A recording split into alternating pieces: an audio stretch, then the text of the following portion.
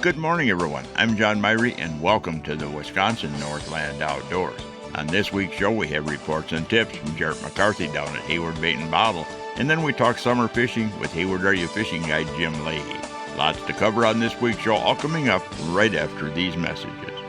Big news. Hayward Power Sports is your new shore station dock system dealer. Some homes have curb appeal, but does your lake home or cabin have shore appeal? Since 1959, Shore Station has crafted docks designed to be your summer fun center. They're constructed with high-quality aluminum and a durable powder coat color finish on their gorgeous harbor gray planking and slate gray sideboards. What's more, their modular design allows for endless configurations. Our Hayward Power Sports team can even pair your dock with an industry-favorite vertical boat lift from Lakeside Products. Yes, the Shore Station engineers kept it simple with accessories that mount quickly and easily without tools. Sections lock together with a simple spring-loaded pin mechanism, and leg height can be adjusted without tools. Plus, the quick-as-a-click dock accessories range from ladders and bumpers to gear towers, benches, seats, and more. Not only do Shore Station docks look great, their A-frame stance provides superior level of stability and safety. Check out your new Shore Station dealer, Hayward Power Sports, today, just 10 minutes east of Hayward on Highway 77.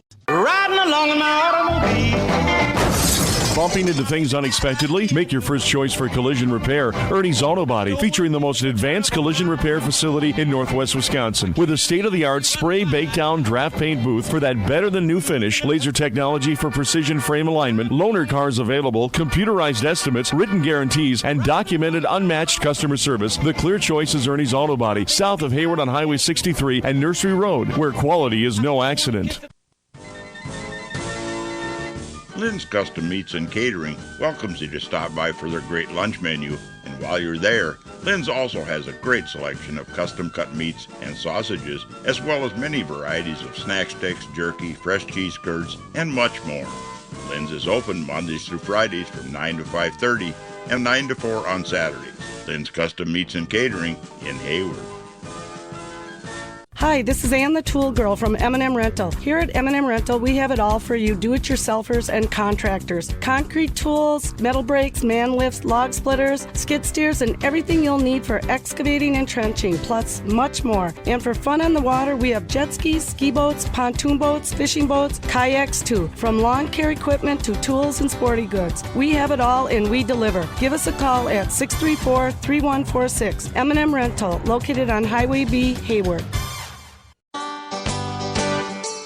We're recording again this week with Jarrett McCarthy down at Hayward Bait and Bottle. And Jarrett, you had a little vacation over the holidays and you caught a few fish, right? Oh, yeah. A few might be an understatement, but yeah, I had a good time out on the water. As far as the fishing around here, what's been going on? We've had that up and down. We've talked about that. Cold fronts and bug hatches starting now, too. But it's still good out there. It's a little variable from day to day, it seems. It is. You know, there's some good days, some bad days. We've had just about every kind of weather, including a lot of wind, which is pushing a lot of the warm water around. But fish are still up shallow. You know, I've been seeing a lot of bass under beds right now.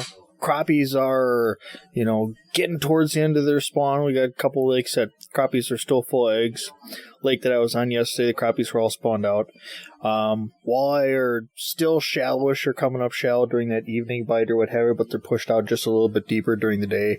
But a lot of fish out there. You mentioned crappies. I know we recorded this a week ahead of time just because of the logistics of doing the show, but I was on the Chippewa flowage, and everybody was telling me the crappies were all out in deeper water, and the water temperature hit 68 in the afternoon, and by 4 or 5 o'clock, and it was fishing toward evening, we were on the crappies up in 2 feet of water, and they were just thicker than flies in there, and they're all full of eggs. Yep, and I kind of had the same thing yesterday. We had some crappies that were still spawning that were up in 1.5 feet, 2 feet of water. And then the rest of the crappies we got were starting to move back out there in 5 or 6 feet of water. But yeah, there's a lot of mix of, fish being in and out of different stages of their spawn. Bluegills too. I mean, a lot of bluegills up shallow. Yeah, bluegills are up shallow. They're getting ready to start spawning. I haven't seen any gills on beds yet, but they're up there. They're gearing up for it.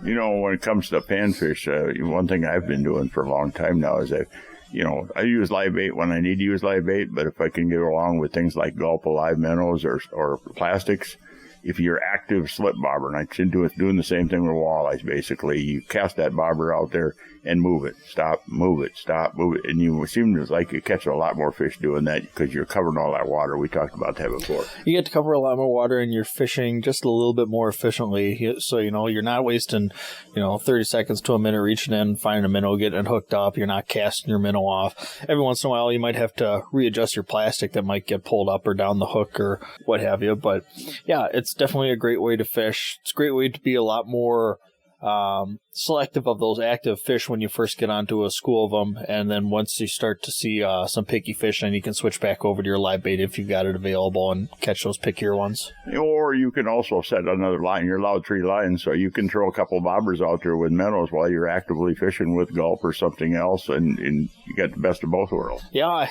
I tell you what, I couldn't have had 2 or 3 lines in the water the last couple of days. I would have been jumping around the boat way too much. Well, that's kind of what it was with me the other night, too. As far as bass fishing, what have you heard there? Bass fishing, just being out on the lake the past couple of days, different bodies of water. Smallies I'm seeing on bed still. It looks like the males are on the bed, so it looks like, females already came up. Females are going to move back out. We were getting the little 12 to 15 inch males yesterday. Largemouth will still be up shallow. They're starting to do their thing too. Bite's been really good. Been using, just anything to bother them while they're on their bed. You're using Ned rigs. You're using, you can try drop shots. You can use live bait if you really need to, if they're really fussy. But plenty of bass up shallow to be caught right now. How about the northern pike fishing? What are you hearing there? I haven't heard much on northern past week or so. We had a couple guys that were coming in here that just said they couldn't get northerns to go worth a darn out there. Seen a couple pictures of the guy getting pike, but no reports coming back yet. Yeah, and walleyes. Everything I'm hearing, they've slowed up a bunch. Yep, that's what we're hearing too. Guys are getting a few. They're out on prime time. They're out overnight. Sounds like most people are settling for a 3 to 5 fish day outing right now. Some of the guys I know are doing a little bit better, but yeah, it's slowed down from what it was. Muskie fishing, that's been open now for a week or so, a couple of weeks, and I haven't had any good reports coming back on that yet, and I think that's all related to them colder water temperatures down in the low 60s even. I think you're right. I've heard from a couple people that they've seen a few muskies that were still paired up in somebody's water around here, but as far as fishing, haven't seen any pictures, haven't heard anyone doing any good on muskies yet. You bet. I think it's going to go as soon as it starts to warm up. I know you guys got plenty of new muskie baits in here, a lot of stuff to pick from too. We got a whole bunch of goodies in here for you. Yeah, and you seem like you got just about everything in the shop right now. You've got plenty of bass plastics and, anything new you see for people to try when it comes to the bass fishing out there. That's going to be one of the mainstays, I think, in the future here. There's a lot of good bass fishing up here. Yeah, there's quite a few new objects this year.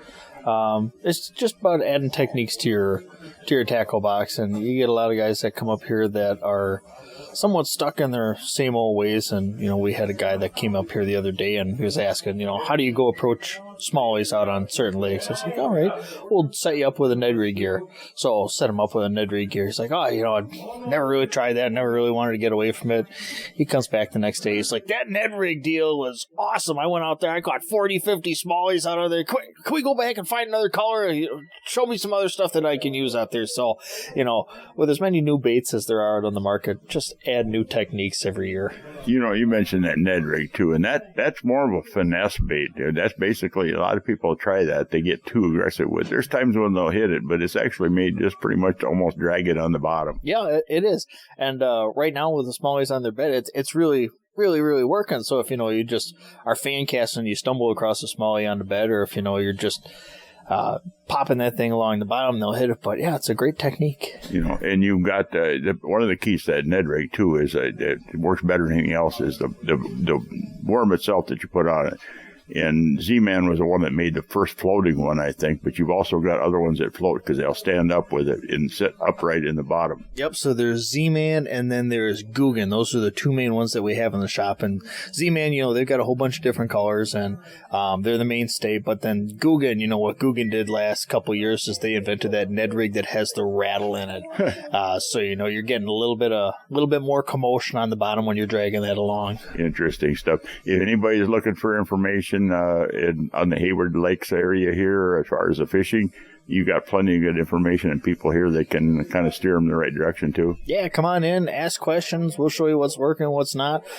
You might even catch fish in the process. Even if they want to shore fish, because everybody has a boat up here, but they can get offshore in a lot of places. Lots of spots for that, too. We'll hook you up with where to go. Thanks a lot, Jarrett. Thanks for having me, John. Well, folks, we need to take a break right now and hear from some of the fine sponsors that make this show possible every week. When we come back, we'll be talking fishing with Hayward Area Fishing Guide Jim Leahy. So stay tuned. We'll be back right after these messages.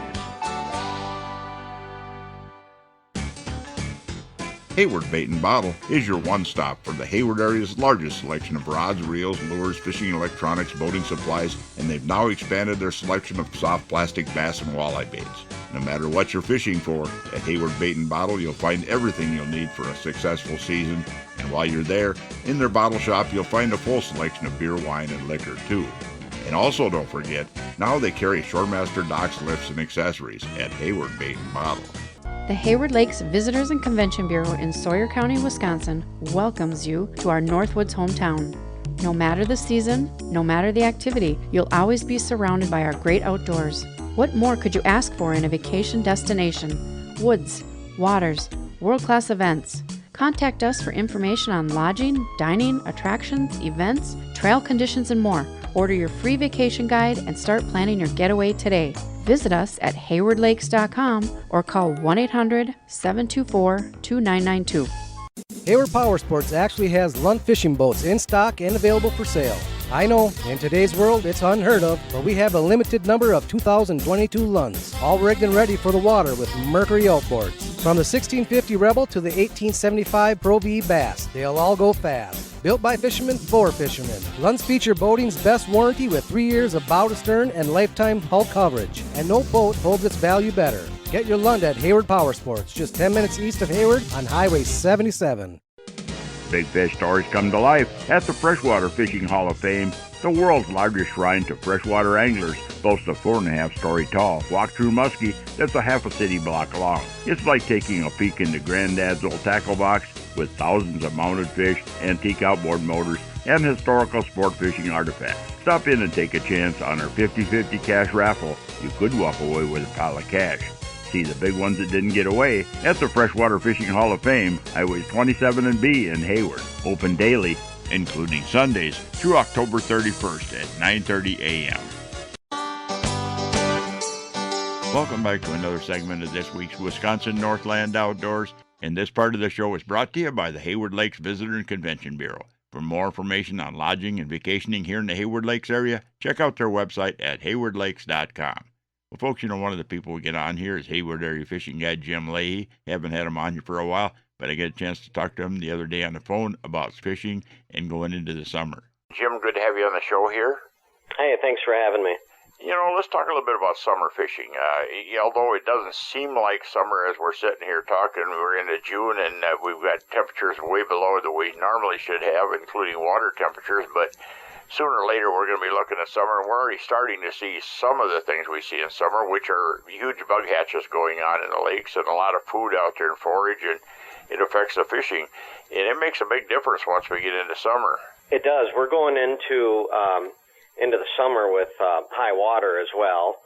That makes a big difference. And, like you said, the water temperatures, I was out today, June 4th, and the water temperature was 61 degrees in the morning, and I did like a three-quarter day. By about 2 p.m., we were up to 63.9, so 64. But, those are cold water temperatures for this time of the year, and you couple that with the high water. But, we do have some water. We need to have that water warm up, and it will. We'll get some warm days. But in the meantime, I think the better fishing is actually the stable weather. When you have the cold fronts coming in and out, and the barometer changing, and you have all this rain, you get immense bug hatches.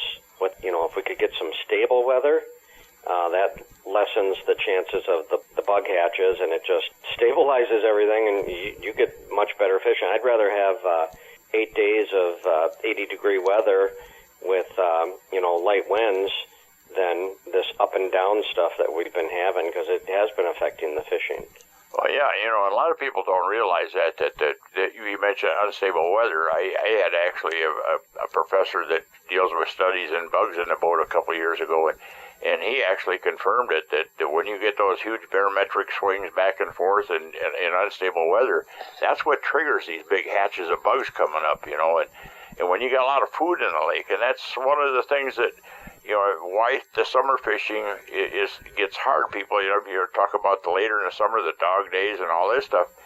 The fish have their metabolism. They're cold-blooded, and the warmer the water, the more their metabolism demands. They got to eat something, but there's so much food out there that they get it what they need really quick, and they're over with it, and it's a really short bite window. And that's what kind of affects the fishing. It's not that they quit biting or feeding, because they've got to eat. Their body metabolism speeds up as that water warms up. Yeah, you're definitely right there. I mean, they do feed more in the summer. It's just short time spans, and you have to be out there in the water when it happens. But I guess that's the challenge of fishing. But hopefully we get into some good. I consider this still the spring pattern that we're in right now. But I will say that some of the spots that I've been hitting and getting a lot of walleyes on, they vacated right out of that, and they have dispersed and kind of scattered out through and I'm talking the triple flowage right now, but they definitely have dispersed, and they are getting into their spots for the summer. But hopefully the weather will cooperate and we can corner some of these fish. Well, and the other thing too is that I've always said that once you get into the summer period, there's times when you're better off to actually try to fish with artificial lures, which basically they're probably not hitting some of that stuff because it looks like a food item. They're hitting it as a responsive strike. It's in their strike zone window, and it comes zipping by, and they grab it. And it's not because they're actually trying to eat something or looking for food. It just triggers a responsive strike. And when they've got so much food out there, sometimes I think that's a better option than trying to feed them a night crawler or a leech or a minnow or something like that. Yeah, you're right. The good thing about with the artificial, throwing crankbaits, for instance, like flicker shads or shad wraps or any other rapalas, whether they're deep or shallow. There's many crankbaits out there, but the metabolism with the fish is definitely faster. So they are chasing, whereas right now with the cooler temperatures, you gotta. We were getting some walleyes on some shad wraps and X wraps and stuff like that, and you did have to have a slower retrieve to get them. But now, once that water temperature starts to hit 68, 70, you control those baits, and you can actually crank them pretty fast and cover a lot of water and get those reactive bites. Yeah. Do you find sometimes, though, that you need to add a little bit of, irregular movements like jerking it, twitching it, pausing it a little bit more? I know that's a factor in the spring, but I've seen it in the summertime, too, where that real erratic, not just steady speed, a real erratic bait seems to trigger more fish. Yeah, just like a fast retrieve to get the bottom, get the bait to the maximum depth that it's running and then once you get that bait to that depth, then you can alter the speed a little bit and twitch your rod and stop a little bit, and sometimes that will trigger a hit. And trolling, you mentioned trolling. I know sometimes if you're holding the rod rather than putting it in a rod holder, you can actually snap the rod once in a while. Otherwise, you've got baits that actually get pretty erratic. Like I've done pretty good on some of the scatter wrap, the deep husky jerk scatter wrap. That's a really good walleye bait for you're looking in that thermocline zone, 18, 20 feet. Get it down there and, use snap weights and whatever you need to get your bait down there. But that thing, the scatter series baits, they seem to go left and right, and they kind of wander all over the place. They do. I use that scatter wrap in shallow water, too. They've got a shallow runner. And that bait, the only downside about that bait is casting. It's got that huge, they're easier to troll, that's for sure. It's got that big lip, and that gives you some resistance on the casting. It doesn't go out there as far as like a BX minnow or a shad wrap or something, but they are definitely a good bait. Another good bait for doing the twitching is the husky jerk, because that's kind of a neutral bait. So you get it down to the depth, and you can actually twitch that, and it stays at the depth that you're trying to fish, and that's a great bait for crankbait that you can kind of alter the action a little bit. Yeah, I can remember one guy from Missouri was a friend of mine up here. He was a heck of a good bass fisherman and a muskie fisherman, and he wanted to go after walleyes with his little son. And he spent all week. I told him to try leeches and crawlers and that stuff, and he spent all week, and he couldn't buy a walleye, not one. He said, they got to be the smartest fish on the planet. And I said, did you try crankbaits? And he said, well, they hit crankbaits. And I said, yeah.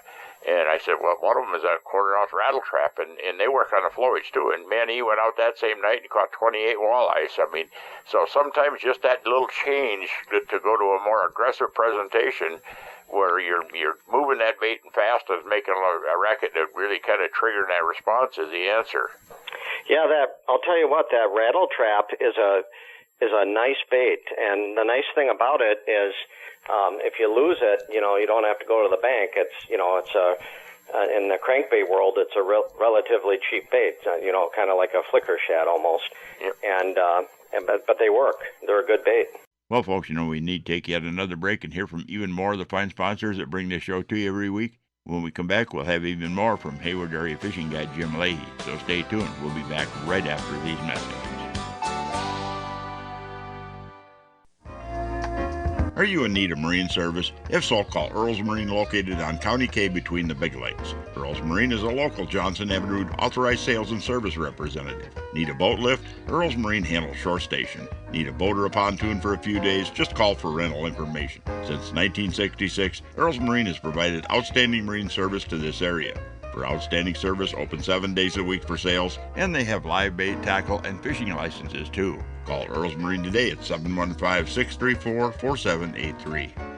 This year, Dr. Ostrander and his staff at Hayward Animal Hospital will be celebrating 30 years. They thank you for your patronage. Hayward Animal Hospital continues to accept new clients and offers urgent care appointments daily. For same-day urgent care or emergency surgery, make sure you call early in the day as appointments fill rapidly. They open at 8 a.m. Hayward Animal Hospital is located 1 mile east of Hayward on Highway B. Call 715-634-8971. If you'd like to have your time fishing be more enjoyable and productive, hiring a fishing guide can be a good investment. Whether it's learning more about fish patterns throughout the year, learning how to use your depth finder to find the best spots and fish, learn how to use that GPS to get the most out of it, or learn better boat control. A day on the water with a guide can really help you to be a better angler, as well as make a day on the lake very enjoyable. To book a guide trip this year or get more information, you can find us on the internet at www.wiscnorthlandoutdoors.com, and then just click on Area Guides. Welcome back to the last segment of this week's Wisconsin Northland Outdoors. And folks, we're going to jump right back into the second part of that talk we had with Hayward Area Fishing Guide Jim Leahy. And if a guys are really set on trolling or live bait or fishing live bait, I think once you get into that summer with all them bug hatches, covering a lot of water and trolling like a spinner rig with a crawler harness is probably one of the most effective things you can do, because that crawler seems to always get a bite, and if it's moving a little bit along, you don't want to move real fast. You're talking maybe a mile an hour, give or take, but if that's still moving fast enough that they don't have a chance to really kind of think about whether they want to eat it or not, they just kind of, it's there and it's something they're eating, bugs, and boom, they grab it. Yeah, and I like using crawlers. Actually, it's one of the cheaper live baits to use right now. Leeches are high this year, and crawlers, and actually, you really, on a crawler harness, I'll put a whole crawler on, but a jig and a crawler, a weedless jig and a crawler, I'm only using a half a crawler. You don't want that whole crawler on there with that single hook, because you just miss a lot of fish. And they smell that bait and it's moving, and they're not measuring it up to see if it's a full crawler or not when you're moving it like that anyway. So a couple dozen crawlers will go a long ways, and leeches, they get soft. I mean, I like using leeches, but this year they're really expensive. Yeah, expensive if you got little hungry bluegills running around too. Right. Perch and bluegills, and I mean that's I mean I've had a lot of my days out on the flowage, or Nelson Lake, or even Grindstone with all the perch out there. If you get a good bite, you'll use a half a pound of leeches. And you mentioned weedless jigs, and there's a bunch of good weedless jigs out there. I used to make one, the brush hog jig. We're not making them right now, but Northland has a weed weasel, and I think Jack's Jig has got one. And I came across one the other day that actually it was on my radio show. Gary Parsons, walleye tournament guy, he mentioned them, and he's not even sponsored by them, but he talked about this Bee Dragon jig, and it's actually owned now by Custom Jigs and Spins, and they had Walt on there, Matten on there from Custom Jigs and Spin here a week or so ago on the radio. In that jig, I got some of those jigs from him because that's supposedly one of the best jigs for weedless jigs for working around, bog brush and that type of stuff. But it's got a nice long 1/0 shank hook on it, and it's real thin, narrow head on it. Comes to a point. So there's a lot of options out there, and sometimes that's what you want to try. Yeah, weedless jigs. I've been using invasion jigs. They're made over in Mercer. From a local guide over there, and I think they're sold locally in a few places around Hayward, but I've had real good luck with them. The hooking percentage on a weedless jig, I mean, if you need one, you need one, but if you can get by without one, I've noticed a little bit, and I've tried different weedless jigs. They're not quite as good as you don't get that hooking percentage that you do on a regular jig without that, but you're not, when you need one, you need one. And with the summer patterns coming on the triple flowage here pretty quick, a lot of these fish, they were shallow. Now, as we get more bug hatches from those mud bottom sunken bogs, and all of a sudden there's bait fish in those areas, and the walleyes are in that area, and you got to get down into that wood, and that's where that the weedless jig is almost a necessity unless you like pulling on snags all day. Yeah, and let's not forget the plain old beetle spin. That's caught more fish on the chippewa flowage and on some of the flowages just about any place. It's a very effective lure. Yeah, I used a beetle spin for years and years, and about 15 years ago, I was talking with Ray Blank, and Ray told me, I was using 1/8 ounce, and he said, no, Jim, use a 1/4 ounce, because the 1/4 ounce, he said, you can toss it a mile, and it gets down there fast, and I've been using the 1/4 ounce even in 6-8 foot of water, and I hardly ever use any 1/8 ounce anymore. But and his go-to color was white. Now I've caught him on all colors, but white seems to be the best on the dark water lakes. Yeah, that's actually my favorite color too, is the white. One little tip for people out there, if you're fishing a beetle spinner or a little jig spinner like that, is do not tie it on with a regular tight clinch knot or a tri-lead knot, because it will cost you a fish at some point. That little spring circle where you tie your line, it sits there and goes up and down until it loosens your knot. The only knot I found that works effectively on there is a Palomar knot. Okay, yeah. Anyway, got a lot of good information there, Jim.